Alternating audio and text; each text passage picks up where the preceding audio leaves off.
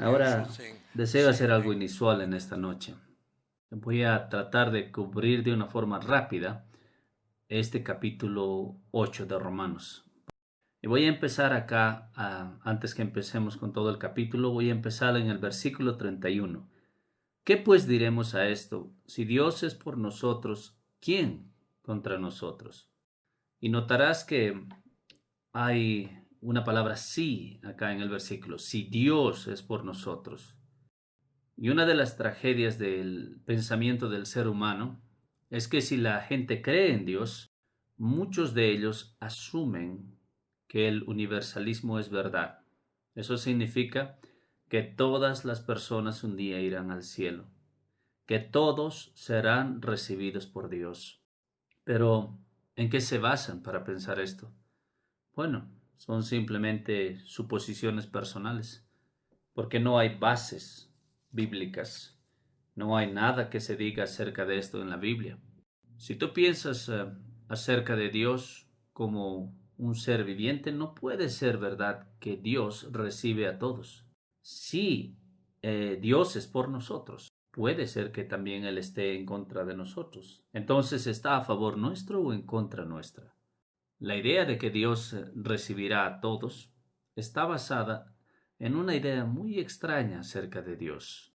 Se piensa que Él es un hombre anciano benevolente que ha perdido el control de sus pensamientos, de sus declaraciones y que no le importa que la gente le desobedezca y que Él no va a llevar a cabo sus amenazas y que Él no va a controlar sus estándares que están escritas en la Biblia, pero también en el corazón del ser humano. Los estándares de Dios, los estándares que nosotros conocemos, que están ahí y que son verdaderos y los reconocemos, pero son estándares que no guardamos. Y si asumimos que Dios se olvida sus estándares y que no importa cómo es que estamos en relación con Él, si es que buscamos a Dios, si le negamos, si le rechazamos, si nos burlamos de Él, si nos rebelamos contra Él, nada de esto le importa, suponemos.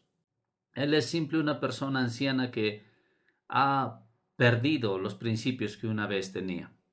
Y esta es la idea del universalismo, de que todos un día van a estar bien, sin importa lo que piensen acerca de Dios, sin importa cómo es que viven.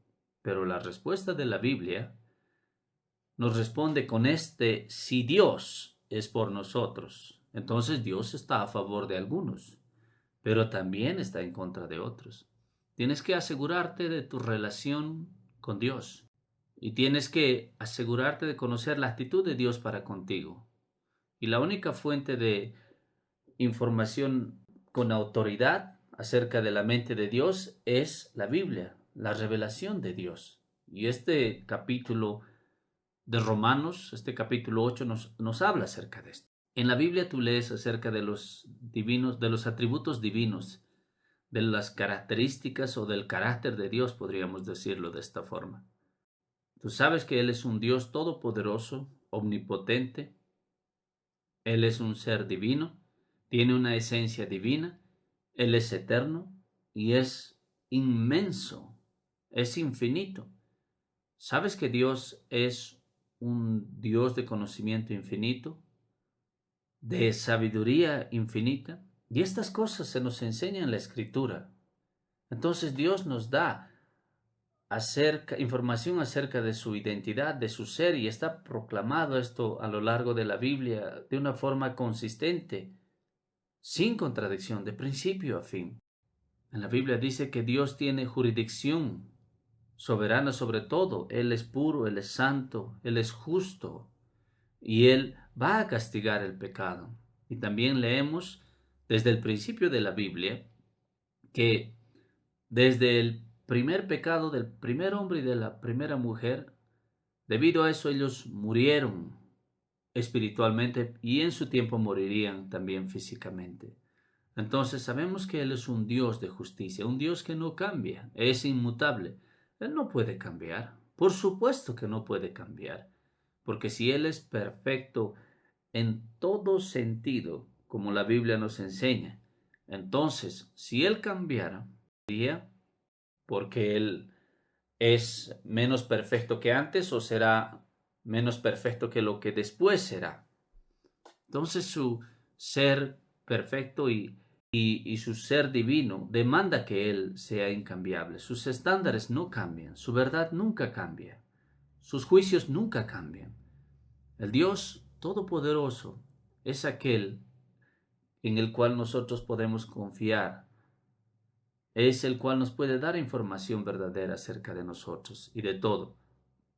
Nosotros cambiamos nuestros gustos y muchas cosas. La sociedad también cambia a lo largo de los tiempos, pero Dios siempre es el mismo y nosotros confiamos en su verdad.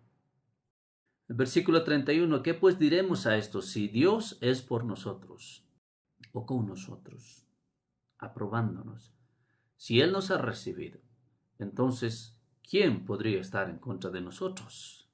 ¿Qué poder podría alejarnos de la vida eterna y de la esperanza? Nada, por supuesto que nada. Porque si el Dios Todopoderoso, que es invencible, el Dios que está sobre todas las cosas, está con nosotros. Pero aquí hay un problema.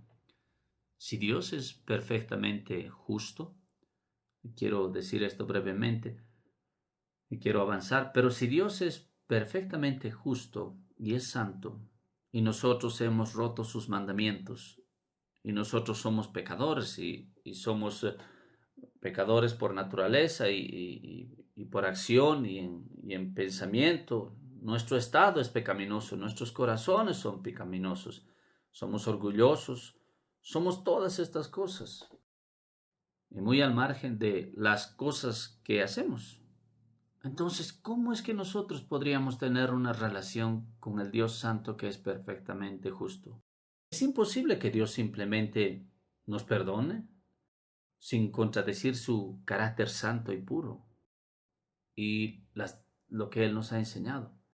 Entonces, la única forma en la cual Él nos puede perdonar es que Él ejercite su misericordia y su amor. ¿Y cómo lo hizo? Él vino a este mundo como un hombre representativo y tomó nuestro lugar y sufrió y murió en agonía terrible.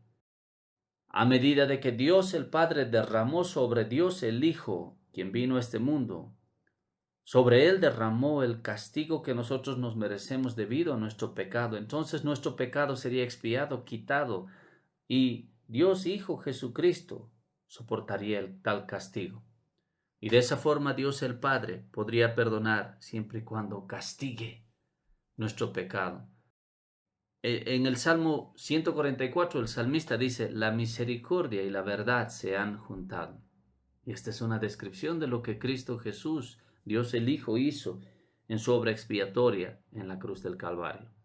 La verdad fue que nosotros somos y éramos pecadores, deberíamos morir y deberíamos ser condenados, pero la misericordia dice, no, hay un camino para perdonarlos. Y la única forma es que Cristo expíe, Él sufra en la cruz del Calvario y sea castigado. Entonces la misericordia y la verdad se juntan. La justicia y la paz se han besado el uno con el otro, dice el salmista. Y esto es lo más profundo que ha podido haber pasado en la historia del universo. Cristo murió por pecadores para que Dios, en su misericordia, pueda perdonar y pueda de esa forma ejercitar su justicia. ¿Por qué? Porque Él ha castigado ese castigo en Cristo, la segunda persona de la Trinidad. Qué cosa más maravillosa esta. Y es con esto en mente que yo voy a volver al principio del capítulo.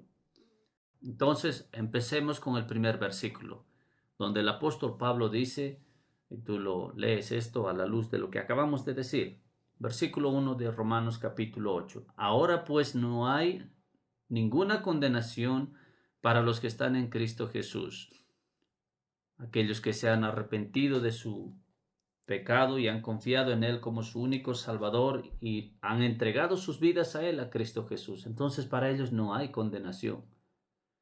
Se dice que ellos están en Cristo Jesús, los que no andan conforme a la carne. Y cuando Pablo utiliza la palabra carne, no puedes leer como naturaleza pecaminosa, los que no andan conforme a su naturaleza pecaminosa, sino conforme al Espíritu, con una mayúscula, de acuerdo a la guía del Espíritu de Dios que está en sus corazones. Y esto es lo que pasa cuando venimos a Cristo. El Espíritu de Dios entra en nuestro corazón y nos ayuda, nos bendice en nuestro caminar cristiano. ¿Caminas tú de acuerdo a la naturaleza pecaminosa? Lo que yo quiero, lo que se me ocurre, cualquier tentación que se presente, yo voy a ser atraído a esto. Yo camino de acuerdo a mi naturaleza pecaminosa. Me entrego a estas cosas. Hago lo que me dice. Sigo las tentaciones que se me presentan de acuerdo a esta naturaleza pecaminosa. Pero aquellos que no tienen condenación son aquellos que caminan no de acuerdo a la naturaleza pecaminosa, porque ahora están en guerra contra el pecado. Ellos no desean pecar. Puede ser que ellos pequen, puede ser que ellos resbalen y caigan, pero les duele, no es algo que ellos quieren hacer, porque sus corazones han sido cambiados. Ellos creen en Cristo y ellos han sido transformados y cambiados. Entonces, la intención suya no es el caminar de acuerdo a la naturaleza pecaminosa, sino caminar con el Espíritu de Dios, el cual mueve sus conciencias cuando están a punto de pecar contra Dios. Y esta gente ama la justicia y ellos han sido tan cambiados y ha habido una evidencia de su conversión. Fíjate en el versículo 2. Es difícil de entender, pero al mismo tiempo no es difícil de entender. Porque la ley del Espíritu de vida en Cristo Jesús me ha librado de la ley del pecado y de la muerte. Si yo explico qué es lo que la ley de la muerte y de vida significa, va a ser más fácil que entiendas. La ley del pecado y de la muerte es la ley de Dios, los 10 mandamientos, y es la influencia sobre alguna persona que nunca se ha arrepentido de sus pecados, nunca ha ido a Cristo, nunca ha recibido una nueva vida. Para tal gente, y posiblemente aquí entre ustedes hay algunos de ustedes en esa condición, y queremos persuadirte que vengas a Cristo, pero si nunca has sido convertido, tú estás bajo la ley del pecado y de la muerte, porque tú no quieres guardar los mandamientos de Dios, eres rebelde contra las leyes de Dios y tú no quieres guardarlas. Entonces, para ti, estos mandamientos no son hermosos, que te van a dar una vida hermosa y feliz. Para ti, esto es condenación, porque tú serás juzgado por esta ley. Es la ley que te traerá a la muerte y a la separación eterna de Dios. Es la ley del pecado y de la muerte. Para ti es esta ley. Pero si tú te has arrepentido de tu pecado, has venido a Cristo, le has encontrado y Él ha cambiado tu vida, entonces el Espíritu Santo te fortalece tanto y te ayuda que la ley de Dios se ha vuelto en tu estima algo deseable, algo maravilloso. Y debido a que tú le debes todo a Cristo, quien te ha puesto en el camino al cielo y te ha perdonado tus pecados, entonces tú quieres guardar esta ley.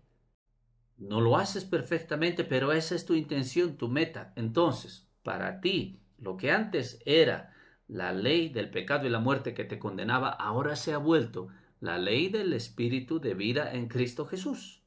Porque ahora tienes vida espiritual y tú deseas guardar esta ley. Esto es lo que el apóstol Pablo está diciendo en el versículo 2, porque la ley del Espíritu de vida en Cristo Jesús me ha librado de la ley del pecado y de la muerte. Sin la conversión, los mandamientos de Dios simplemente me condenan a la muerte eterna.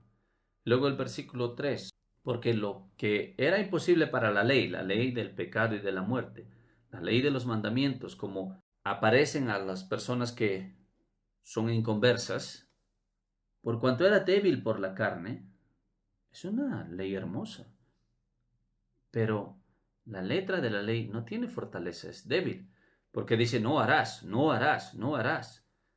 Y también tiene virtudes positivas, opuestas, que dice harás esto, harás esto, harás esto. Es hermosa esta ley, es maravillosa, pero no tiene fuerza debido a ti, debido a tu naturaleza pecaminosa, debido a tu debilidad. Entonces tú no puedes guardarla ni quieres guardarla. obedecerla, por cuanto dice, porque lo que era imposible para la ley, por cuanto era débil por la carne, la naturaleza pecaminosa, Dios enviando a su Hijo en semejanza de carne de pecado. Cristo no era un pecador, por supuesto, pero Él adoptó un cuerpo humano débil y a causa del pecado condenó al pecado en la muerte. Entonces, si nosotros creemos en Él, en Cristo Jesús, le pertenecemos, entonces nuestro pecado fue condenado o juzgado en Él y nosotros no seremos condenados. ¿Y esto fue para qué? En el versículo 4, para que la justicia de la ley se cumpliese en nosotros. Nos hace esto personas justas. En cierto sentido, no somos justas porque todavía pecamos y aún somos necios y débiles, pero ante los ojos de Dios somos vistos como justos porque Cristo ha recibido el castigo por nuestros pecados. Y el Espíritu ha puesto en nosotros una nueva naturaleza. Y con esta nueva naturaleza queremos guardar los mandamientos de Dios. Deseamos hacerlo y nos esforzamos por guardar la ley de Dios. Entonces la justicia de la ley de Dios se ha cumplido en la gente convertida, porque tienen una nueva actitud para con la ley de Dios. Versículo 4. Porque no andamos conforme a la ley, a la carne, perdón, la naturaleza pecaminosa, sino conforme al Espíritu. Esto significa que nuestras conciencias son movidas a hacer la voluntad de Dios. Fíjate el versículo 5.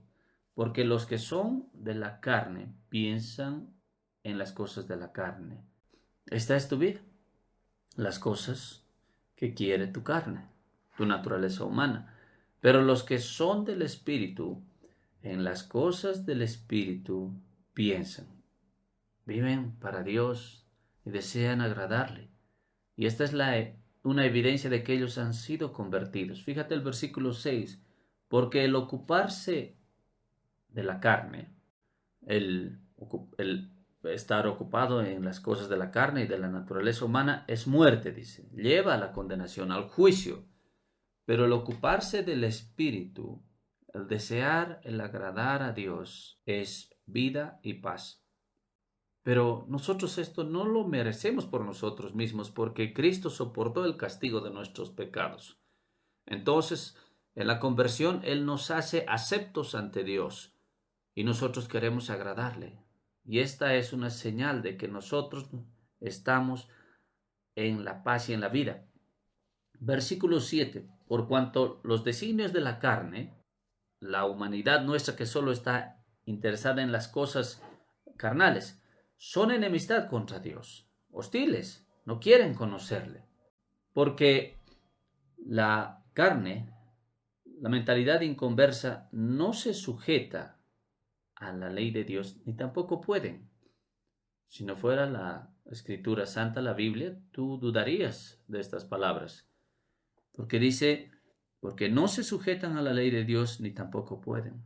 Sin la conversión, tú no vas a sujetarte voluntariamente y alegremente a la ley de Dios. Necesitas que Dios te cambie del todo. Necesitas que Él te dé vida. Versículo 8. Y los que viven según la carne no pueden agradar a Dios. No puedes merecerte el cielo. Nunca vas a poder por ti mismo cancelar tus pecados pasados. No puede ser hecho. Si tú estás en la carne, si tú eres gobernado por tu naturaleza pecaminosa, no puedes agradar a Dios. Es imposible. Al orgullo humano no le gusta esto. Antes que yo sea convertido, yo fui confrontado con esto y no quería aceptarlo. ¿Qué? Dije. ¡Qué insulto! Pero esto es la enseñanza de la Biblia para beneficio nuestro. Nos enseña con bondad que si nosotros somos inconversos, no hay nada que podamos nosotros hacer para agradar a Dios, porque somos gobernados por nuestra naturaleza pecaminosa. El versículo 9. Mas vosotros no vivís según la carne, sino según el Espíritu, con E mayúscula. Si es que el Espíritu de Dios mora en vosotros, y si alguno no tiene el Espíritu de Cristo, no es de él. Si nosotros somos convertidos, y nos arrepentimos de nuestros pecados y confiamos en Cristo y le entregamos nuestras vidas, si le hemos encontrado, le hemos descubierto y caminamos con Él y le conocemos, entonces el Espíritu de Dios habita en nosotros para ayudarnos. Y si alguna persona no tiene evidencia del Espíritu de Dios en sí misma, entonces esta persona no es un creyente verdadero. ¿Cuál es la evidencia? Pablo ya nos ha dado esto, que nosotros deseamos ser mejores, guardar la ley de Dios. Versículo 10. Pero si Cristo está en vosotros, el cuerpo en verdad está muerto a causa del pecado, mas el Espíritu vive a causa de la justicia. Esto es tal vez un poquito más difícil, pero no muy difícil. Si Cristo está en vosotros, porque tú has sido convertido, porque Cristo tiene un interés en ti, Él está en ti por medio de su Espíritu, tú eres de Él te ama, te guarda. Si Cristo está en ti, entonces el cuerpo está muerto debido al pecado. ¿Qué es esto? Bueno, esto significa que tu cuerpo físico, está como si fuese muerto, aunque tú eres salvo, porque el cuerpo físico tiene que morir. Entonces parte de ti, tu cuerpo físico todavía está bajo la sentencia de la muerte, pero si el espíritu de vida está en ti, tu alma, en otras palabras, entonces tu alma está viva. Y si mueres, aunque tu cuerpo va a morir, tu alma irá directo al paraíso de Cristo. Estarás con Dios. Y un día, cuando Cristo retorne, al final de esta era del tiempo, cuando todos recibamos cuerpos glorificados, resucitados, lo cual no podemos empezar a entender, entonces aún el cuerpo nuevo que recibiremos será hermoso y será eterno. Entonces, aunque tu cuerpo todavía está muerto, aunque esté vivo debido al pecado, pero el espíritu con la E mayúscula es vida debido a la justicia, debido a que Cristo murió por tus pecados y Él vivió para hacerte una persona justa y resucitó. Entonces, la justicia debido a esto es imputada, dada a ti, y tu alma es salvada. Y este es el significado efectivo de este versículo. El versículo 11. Voy a continuar versículo tras versículo. Es muy rico. No voy a poder cubrir todo, pero voy a cubrir lo más que pueda. Versículo 11. Y si el espíritu de aquel que levantó de los muertos a Jesús mora en vosotros, el que levantó de los muertos a Cristo Jesús vivificará también vuestros cuerpos mortales por su espíritu que mora en vosotros. Un día, en el futuro, cuando este mundo termine y cuando sea destruido por el juicio y cuando cada una de las partículas de este mundo sean reconstituidas y glorificadas y sean juntadas con el cielo para ser un lugar de habitación eterna para las gentes de Cristo salvada, entonces se te dará un cuerpo resucitado. Esto es lo que significa el versículo 11. Versículo 12. Así que, hermanos deudores somos. Si tú eres salvo, si tú eres convertido, tienes una gran deuda. No para continuar viviendo de acuerdo a la carne con tu naturaleza humana, sino para vivir por el Espíritu. Entonces no somos deudores a la carne para vivir por nuestros deseos humanos pecaminosos, sino para el Espíritu. Y en el versículo 13, porque si vivís conforme a la carne moriréis. ¿Por qué repite él esto? Como se dijo en los versículos anteriores. Porque si vivís conforme a la carne moriréis, mas si por el Espíritu hacéis morir las obras de la carne, viviréis. Entonces esta es una señal de la conversión verdadera. Versículo 14. Porque todos los que son guiados por el Espíritu de Dios, estos son hijos de Dios.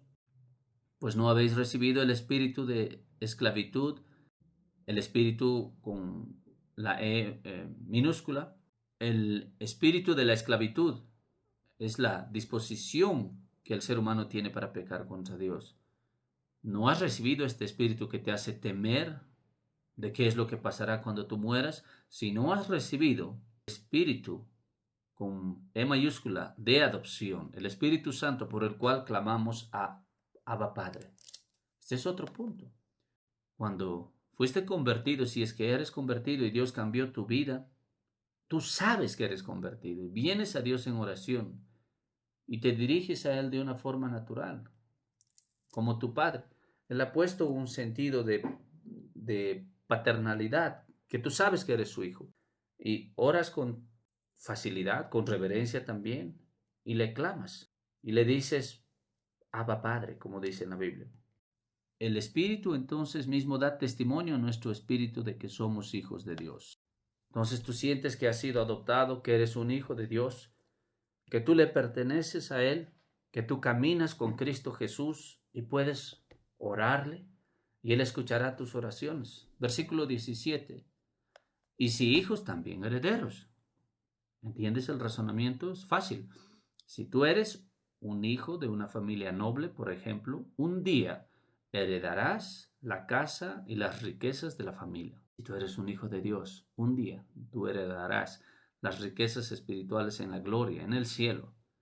No solamente somos hijos de Dios si eres convertido, no solamente acá en la tierra, sino también eres un hijo de Dios por siempre. Y si hijos, también herederos, herederos de Dios y coherederos con Cristo, si es que padecemos juntamente con Él, para que juntamente con Él seamos glorificados. Y el apóstol Pablo dice esto para resaltar que una persona verdadera, convertida, es leal al Señor, sin importar qué. ¿Por qué? Porque en verdad le ha encontrado la salvación. Él, ella, ha encontrado al Salvador. Y porque caminamos con Él, le conocemos, aunque la gente se burle de nosotros, si tal vez la gente nos rechaza, está en contra de nosotros, especialmente en tierras donde hay persecución física, con todo no le vamos a negar. ¿Por qué? Porque hemos comprobado que Él es verdadero y le amamos y caminamos con Él y le debemos todo, y el cielo y la eternidad. Entonces no caemos en la primera prueba o en la persecución, no. El ser lealtad es una prueba de ser un hijo de Dios. No ganamos nosotros el cielo por ser leales, pero Dios nos hace leales al convertirnos. Y así es como tú puedes saber si una persona es verdaderamente convertida. En el versículo 18, el apóstol cambia un poco. Pues tengo por cierto que las aflicciones del tiempo presente, él conoció esto, las experimentó personalmente, no son comparables con la gloria venidera que en nosotros ha de manifestarse. Dice, en nosotros. Sería verdad si diría por medio de nosotros. La gran gloria que un día será revelada a nosotros, pero será revelada en nosotros, porque tendremos cuerpos glorificados y resucitados. Voy a pasar por alto el pasaje que habla acerca de la creación, porque no hay mucho tiempo, y voy a irme hasta el versículo 24, porque en esperanza fuimos salvos. Cuando lees esperanza en la Biblia, en el Nuevo Testamento, piensa en la palabra anticipación, porque ese es el significado del griego. Porque en esperanza porque en anticipación fuimos salvos. Por supuesto que fuimos salvados por Cristo. Somos salvados gratuitamente por su crucifixión en la cruz del Calvario y por su muerte expiatoria por nuestros pecados. Pero, ¿qué es lo que nos mantiene? ¿Qué mantiene nuestra confianza? Que nosotros anticipamos la gloria y el cielo. Y el apóstol habla de esto en este versículo. Y luego el versículo 26. Y de igual manera el Espíritu Santo con la E mayúscula, nos ayuda en nuestra debilidad. Porque, pues, ¿qué hemos de pedir como conviene? No lo sabemos. A veces fallamos en la oración. Muy a menudo pedimos por las cosas erróneas. Pero el Espíritu mismo intercede por nosotros con gemidos indecibles. Decimos que si la intensidad de la oración serían medidas por nuestra seriedad y nuestros gemidos, ¿cómo sería? No, el Espíritu Santo, su ayuda de Él, la intercesión de Él cuando nosotros oramos, es mucho más de lo que nosotros podamos orar. Mas el que escudriña los corazones sabe cuál es la intención del Espíritu. Por supuesto, porque conforme a la voluntad de Dios intercede por los santos. Oramos y decimos, Señor, ayúdame en esto, ayúdame en lo otro. Bendice a esta persona, bendice a esta otra persona. oramos e intercedemos. Y pensar que el Espíritu de Dios agarra nuestras oraciones, las hace más hermosas y podríamos decir que aún las traduce en el lenguaje del cielo, las perfecciona y las acomoda con la voluntad de Dios y las presenta al Padre por nosotros. Esta es la enseñanza del apóstol. Fíjate el versículo 28. Y sabemos que a los que aman a Dios, todas las cosas les ayudan a bien. Esto es, a los que conforme a su propósito son llamados. Todas las cosas obran para bien. Dios tiene tu vida planeada. Y todas las cosas de la vida obran y son trenzadas juntas, aún tus circunstancias, todo esto obra para tu beneficio espiritual y eterno. No necesariamente para tu beneficio terrenal o para tu beneficio corporal. Puede ser que sea de interés para tu alma que tú tengas dificultades y aún enfermedades y a veces tiempos difíciles, pero Dios te traerá circunstancias y situaciones y Él responderá tus oraciones en su soberanía perfecta de forma tal o para que para obrar tu bien espiritual y futuro. Entonces sabemos que todas las cosas ayudan para bien. Toda circunstancia y toda situación es ordenada y direccionada por Dios para el beneficio espiritual y el avance de su gente convertida. Este es el significado de este versículo. Porque a los que Él antes conoció, Dios en el pasado eterno determinó el salvar a un número inmenso de personas. Si Dios no hubiese obrado en nuestros corazones, nunca nos hubiésemos interesado en Él. Seríamos rebeldes hasta nuestra muerte. Nunca le hubiésemos servido. Pero, dice, a los que Él antes conoció, también los predestinó para que fuesen hechos conformes a la imagen de su Hijo, para que Él sea el primogénito entre muchos hermanos. Y acá está la seguridad nuestra. Si tú eres salvo y tus pecados han sido salvados y tú has confiado en Cristo y tú le has encontrado y caminas con Él, acá está la seguridad. En el versículo 30, ya los que predestinó, a estos también llamó. Tal vez tú sientes en tu corazón el llamado de Dios para arrepentirte de tu pecado y para abrazar a Cristo y confiar en Él y entregarle tu vida a Él. Esto es debido a que Dios determinó con anterioridad el inclinar tu voluntad y atraerte hacia sí mismo. Ese puede ser el caso. Entonces escuchas su voluntad, escucha su llamado. Y al que Él llamó, a estos también justificó. Esto significa, esta es una palabra grande en la Biblia, Él te hizo aceptable. Él eligió el tratarte como si tú nunca hubieses pecado. Él puso tus pecados sobre Cristo Jesús en la cruz del Calvario y le castigó a Él. Y Él eligió tratar contigo como si fueses una persona que nunca pecó. Qué cosa más maravillosa.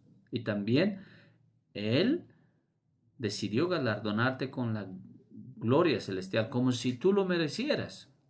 Pero Cristo no solamente soportó el castigo por nuestros pecados, sino también Él ganó el cielo para su gente debido a su justicia perfecta, su obediencia. Y Dios nos justifica y trata con nosotros como si no tuviéramos pecado, como si nuestras vidas merecieran del todo el galardón eterno. Y a los que justificó, dice el versículo, a estos también glorificó.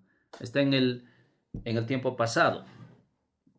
Y aunque la gloria está en el futuro, cuando Cristo volverá y tengamos nuestros cuerpos resucitados y seremos glorificados entonces en el futuro. Pero en Cristo podemos hablar de este evento como un evento pasado porque es como si ya hubiese sido hecho. Si tú eres convertido a Cristo, tu glorificación, aunque sea futura, es como si ya hubiese pasado. Y el versículo 31. ¿Qué pues diremos a eso? Si Dios es por nosotros, ¿quién contra nosotros? Y el apóstol Pablo dice, si Dios nos justifica, ¿quién puede derribarnos? ¿Será que personas diferentes en el día del juicio se aparezcan? Imagínate que tú has sido convertido y caminas con Él. ¿Será que esta gente puede aparecerse y decir, Él no puede ser salvo porque Él me hizo esto a mí y me hizo lo otro? No, todos tus pecados y el castigo que te mereces ha sido soportado por Cristo. Nadie puede acusarte, aun si ellos saben la verdad acerca de cosas terribles que tú has hecho. Cristo te ha justificado, Dios te ha declarado limpio y aceptable debido a lo que Cristo ha hecho por ti.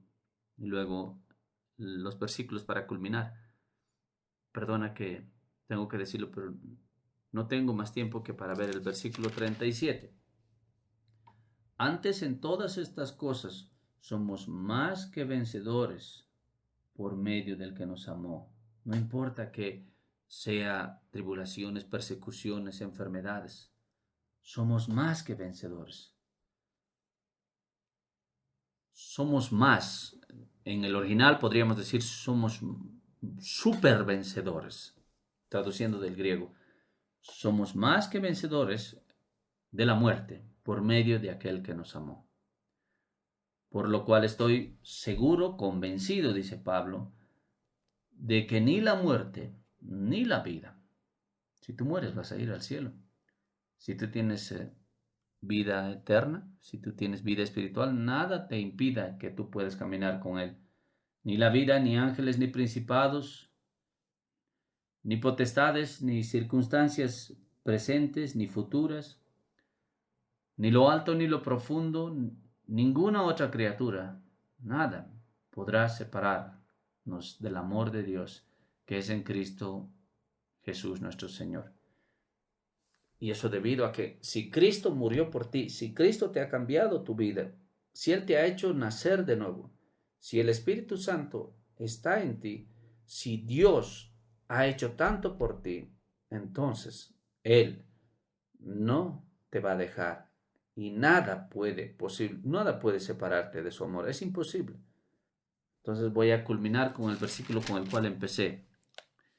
Si Dios es por nosotros, si Dios está a favor de nosotros, ¿eres suyo?